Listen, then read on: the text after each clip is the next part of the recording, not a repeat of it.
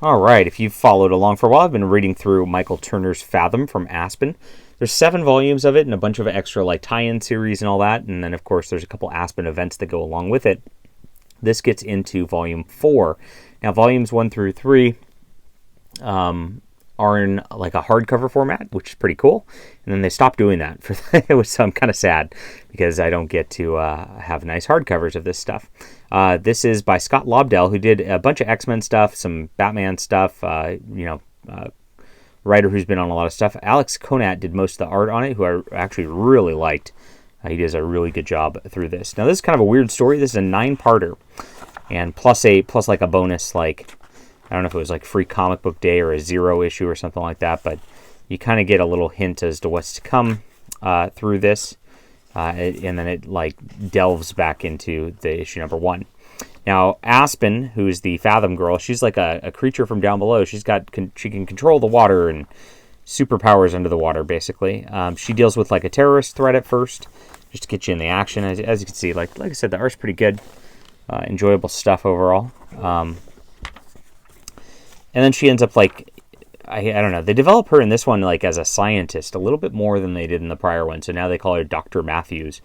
I don't know why they're kind of pushing that, but she ends up going to this like research center, and there's these like creatures who are like parasites who attach themselves to humans and cause some problems from, of course, the depths. Like I said, the art's really nice. I really like this style quite a bit.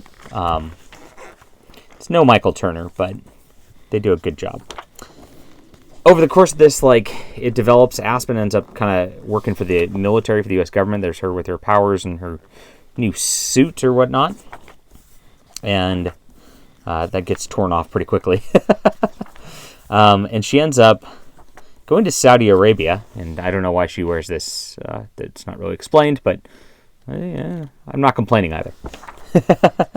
And they go down into the planet's core, much like episode 1.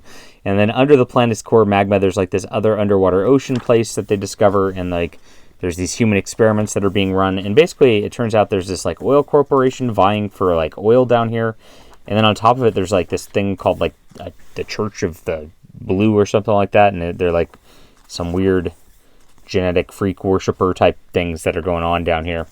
And the Aspen and her team get kidnapped, and they're about to cause some problems. She learns that they're running genetic experiments on people, kind of ruining people's lives, and they start to do that to her friends also. And she kind of has to fight her way out of there before she gets kidnapped. And it gets kind of weird. Like, I enjoyed the first 2 issues quite a bit, like when she's fighting terrorists and like there's these like parasite creatures. But then I feel like this really goes off the rails a little bit for believability when you get into like the ocean below the magma. It's like, what is going on here? It's okay though. I mean, it's pretty action packed and pretty fun regardless. So if you can suspend that disbelief, it's like, it's pretty good. It's a pretty good popcorn read, let's call it. And eventually Aspen kind of rescues everybody and gets everybody out of there for the situation. And we learn that like the project she's been working on, like the funding's been pulled.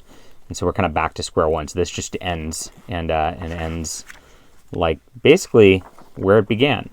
There was a parasite who took over that last girl, so it kind of tied it into issue 1. But those parasites disappeared for a while, so it's kind of like, how does this all tie in? And it really didn't. It's almost there, but not quite on the story level. I like Alex Conant's art quite a bit. That helped me through this, I would say. But the story's like a meh. You get all these cover galleries in the back, and you get all these. There's Alex Conant on the cover. Look at that, beautiful stuff. And you get a bunch of people I really like. Aspen has like a stable of artists who are some of my favorites in here. So fun stuff to look at. Like I said, it's kind of popcorn. It's eye candy. That's what this is. But the story, it didn't hold up really great, and it really didn't impact anything in terms of like Fathom's greater world either, or really the character. I mean, if you look at volumes 1 through 3, there were a lot of like character developments with Aspen. Like there's these 2 underwater races. One of them's kind of evil, but Aspen's actually both. And she learned her true heritage and had to deal with friends and family causing problems and things like that. This has none of that, as she's kind of just transported into this world of water under Saudi Arabia. Very bizarre. So Story didn't quite work out. Art's pretty good, and that's where we're at. So I'll call it like it was all right. I mean, this pacing was really fast and fun. So I'll just call it a 7 out of 10, which is kind of my average. It's fun enough, but not something I'd like read over and over again. All right. Leave a comment down below. Hit that like and subscribe button. We'll be back soon.